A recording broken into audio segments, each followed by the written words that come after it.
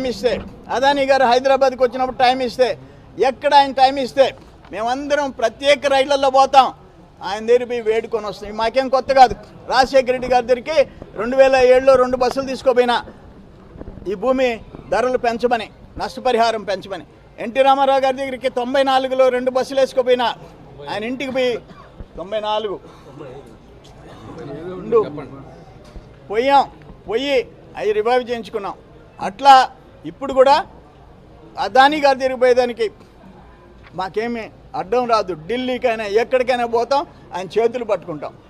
దయచేసి మా అభ్యర్థనను మరి సమ్మతించండి, ఒప్పుకోండి, మంచి మనసు చేసుకొని కంటైనర్ పోర్ట్ని మళ్ళీ తిరిగి ప్రారంభించమని కోరుతాం.